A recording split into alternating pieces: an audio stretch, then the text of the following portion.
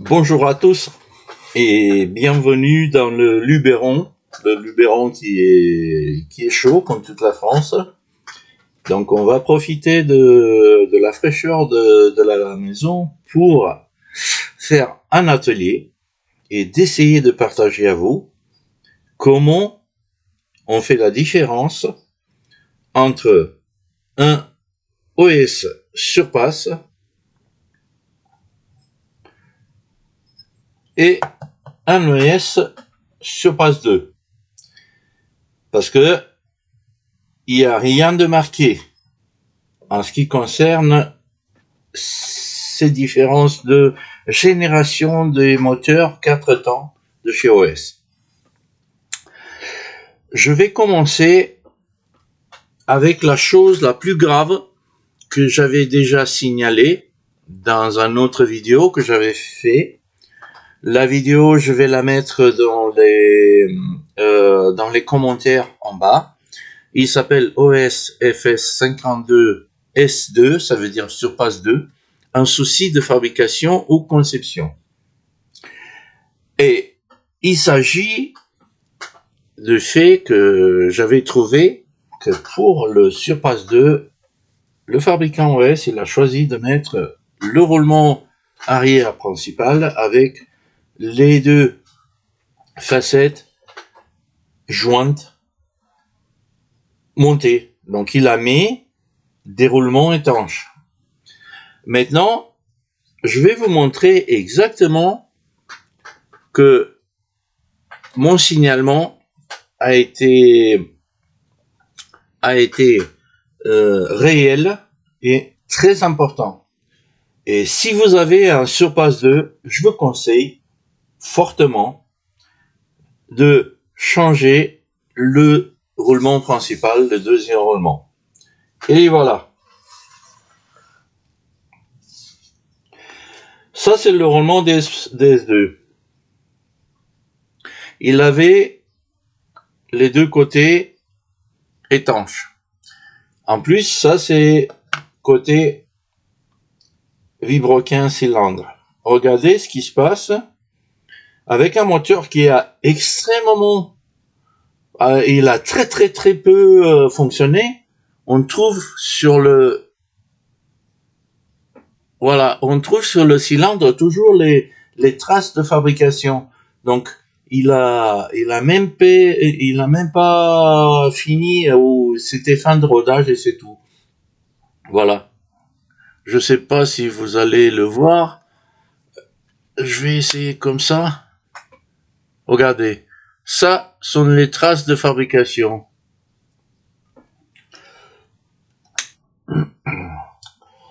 Donc, qu'est-ce qui se passe?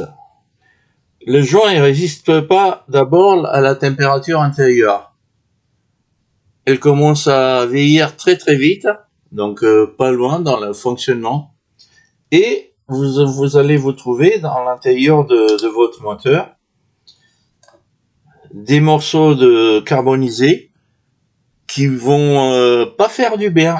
Ça, je peux vous dire.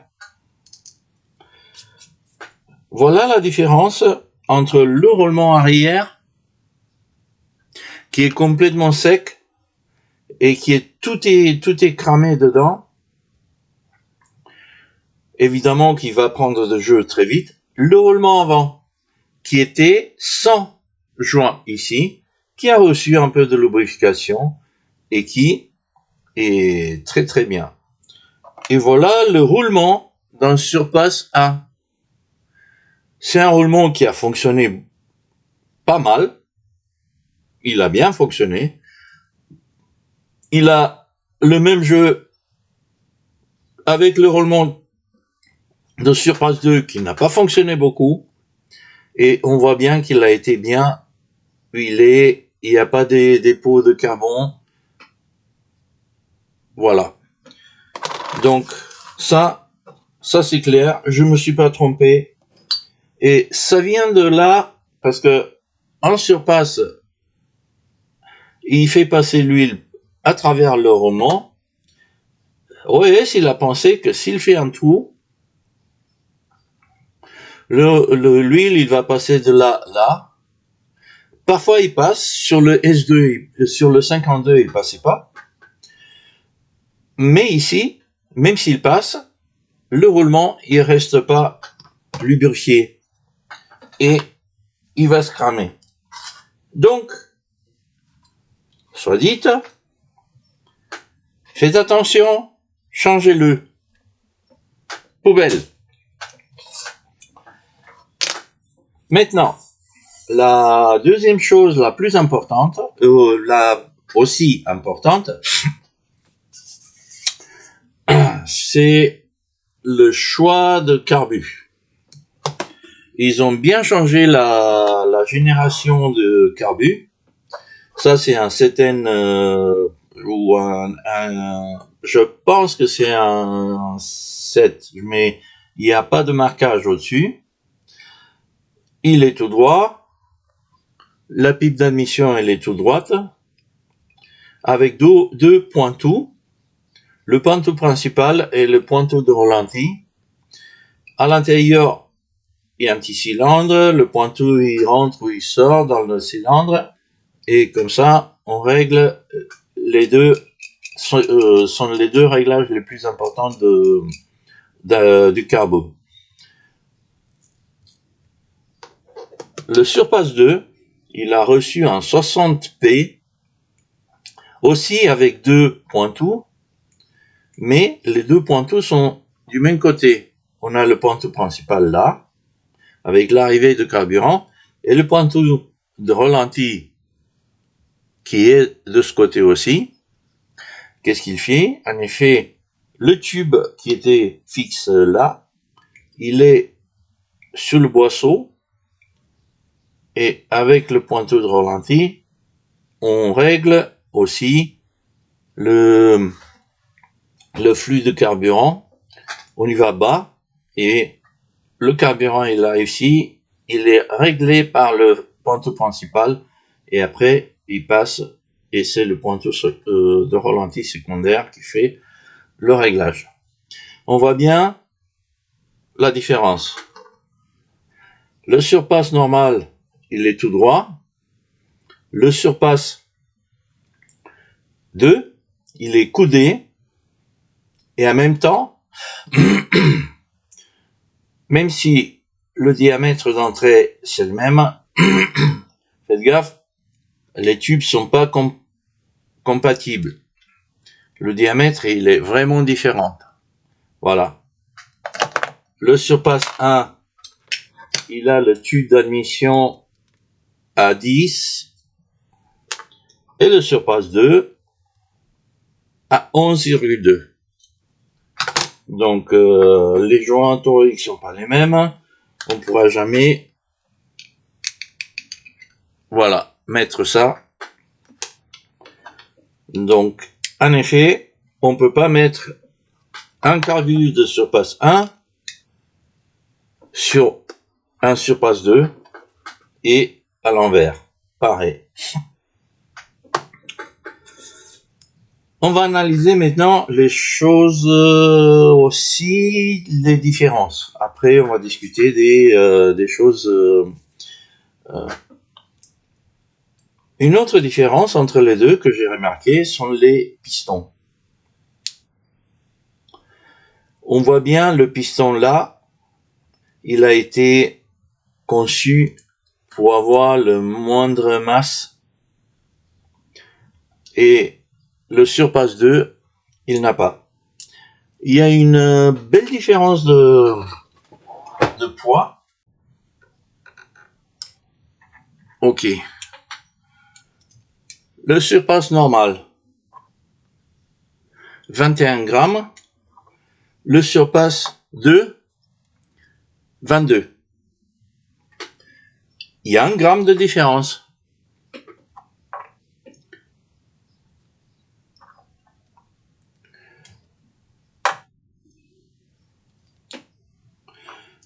Et c'est bizarre parce que à la main, je le sens plus que ça.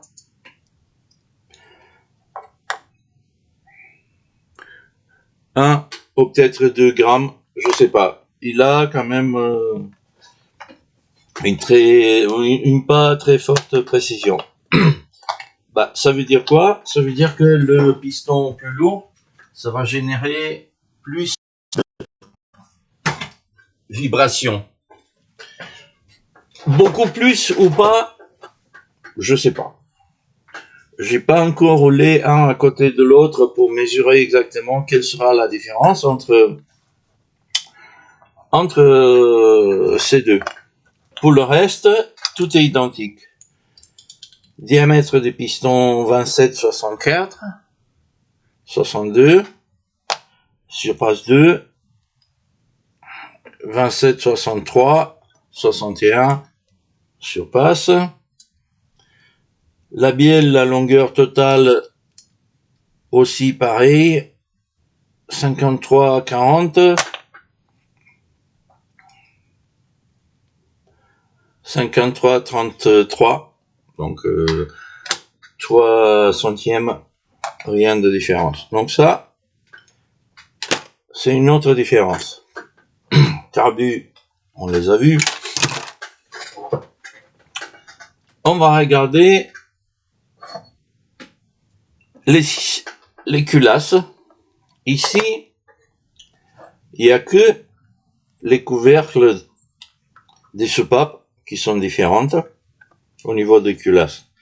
Pour le reste, sont identiques. Même les couvercles sont interchangeables. On peut mettre... Voilà. Donc ça, c'est fait. Niveau de soupape, toujours le système chiant avec des clavettes, des petites clavettes coniques.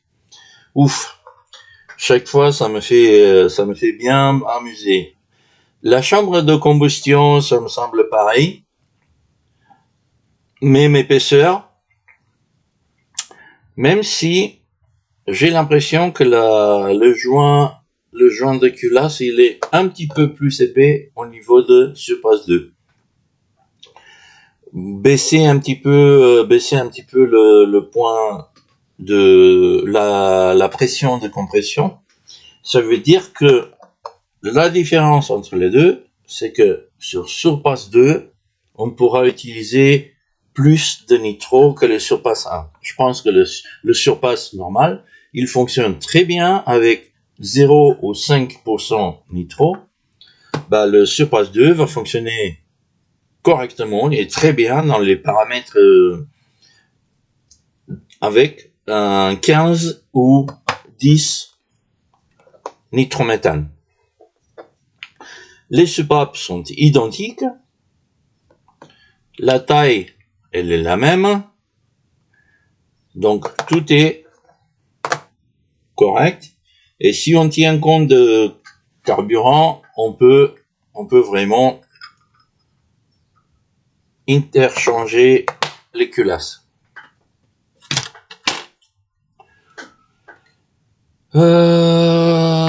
Encore différentes, bien différents, sont les couvercles arrière, le couvercle Carter. Aux dimensions sont exactement pareilles. Pour ne plus mettre des joints ici, ils ont fait une fabrication plus précise là et là pour aider l'étanchéité. Donc ne soyez pas surpris si un surpasse 2, vous trouverez pas des joints. Le seul joint que vous pouvez avoir, c'est au niveau de la culasse à l'entrée de l'air entre la galerie d'admission et la culasse. C'est là. Là, on peut avoir un joint, même si c'est pas évident que ça sera vraiment, mais ce sera mieux de l'avoir. Évidemment, si les galeries d'admission sont différentes, et je m'excuse, les culasses sont pas interchangeables si on change pas le carbu et le couvercle de Carter. Pourquoi? Parce que là, la culasse de surpasse 2. Il a la galerie coudée. Lui, il a la galerie droite. Donc, avec la galerie droite, on va jamais arriver correctement de fixer le carbut. Vous voyez? Donc, pour pouvoir utiliser une culasse de surpasse, il faut changer ça, galerie et carbut.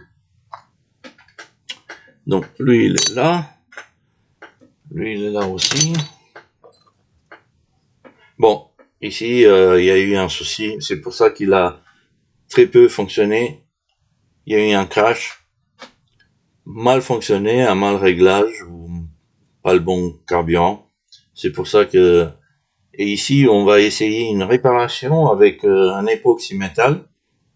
Et on va mettre un tube gaufré, flexible. Comme ça, la position d'échappement, ça sera réglable.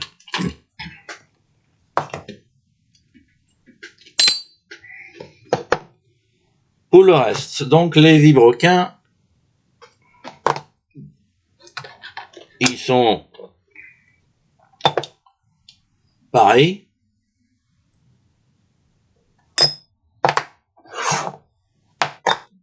Sont identiques, sauf le trou. Donc un vilebrequin de surpasse, on peut le mettre dans un surpasse 2 si on enlève les deux côtés d'étanchéité de joint d'étanchéité du roulement. Pour le reste, les roulements sont vraiment identiques. Un 15. La course du piston 33,6. 33,6. Et le roulement avant 9,52. C'est un R6. 9,53. Parfait. Identique. Pas vraiment en construction. Le surpasse 2, il a un sort d'anodisation qui peut-être peut aider un petit peu plus au niveau de corrosion, au niveau de rouille. Mais voir que celui-là, il n'a pas fonctionné beaucoup, je peux pas vous dire. Celui-là, il a fonctionné pas mal, mais il a fonctionné dans des bonnes conditions, avec le bon carburant, avec de bonnes huiles. Donc voilà, bien réglé. Qui nous reste, les deux axes à cam sont identiques. Je sais pas pourquoi, pendant les années et les années, j'ai vu que ce traitement de couleur, il s'enlève facilement, il sert pas à grand chose. De point de vue fonctionnel, la course des soupapes, elle est identique, 10,2. 10,2. Complètement interchangeable. J'ai l'impression que le traitement de la sémontite sur la vie surpasse, il tient mieux que ces traitements qui a été rajouté, je sais pas. Je sais pas si c'est un traitement ou ça s'enlève facilement, c'est juste un truc esthétique. Vous voyez?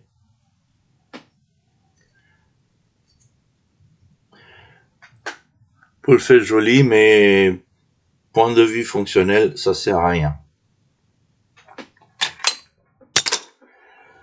Colbooter, ils ont changé un petit peu de forme, mais pas de dimension. Donc les deux sont complètement interchangeables. Ils ont fait ça, je sais pas. Ils ont modifié la nervure un petit peu plus grande. Pour le reste, les mêmes écrous, la même petite clé Allen pour faire le réglage, identique. Même dimension, de point de vue, voilà, 26-33.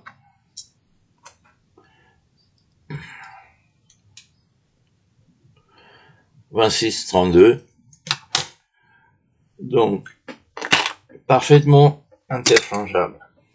Les tiges, tous les deux avec le traitement au bout, traitement thermique. Ils ont trompé 1,96, 1,95, même longueur.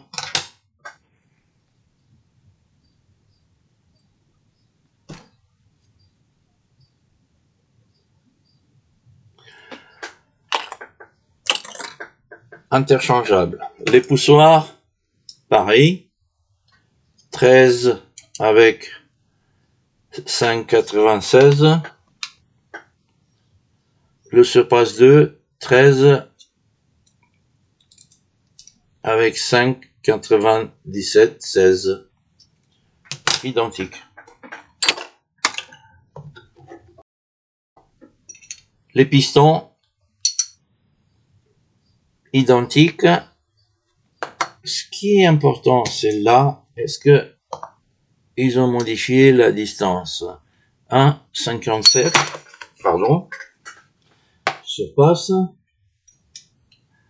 1,62, donc 1,60, c'est presque insignifiant.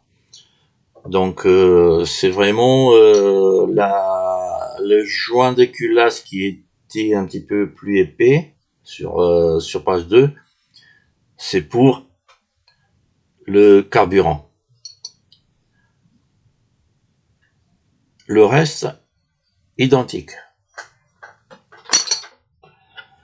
Segment aussi,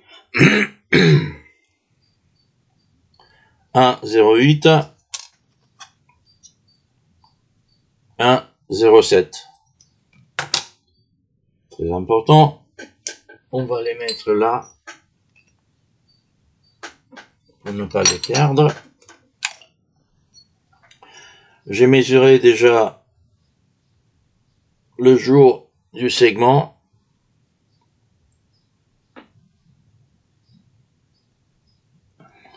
Les deux sont celui-là, il est à 0,12. Il a fonctionné. Mais il est encore en très très bon état, parce que jusqu'à 0,2, mais 0,18, il peut encore faire du bon service. Le Surpass 2, il est à 0,1, il est presque d'usine. Mais presque, je pense qu'il est d'usine. Il nous reste les deux carters, vraiment identiques. Il n'y a même pas la mention que ça sera un Surpass 2 ou un Surpass normal. Identique.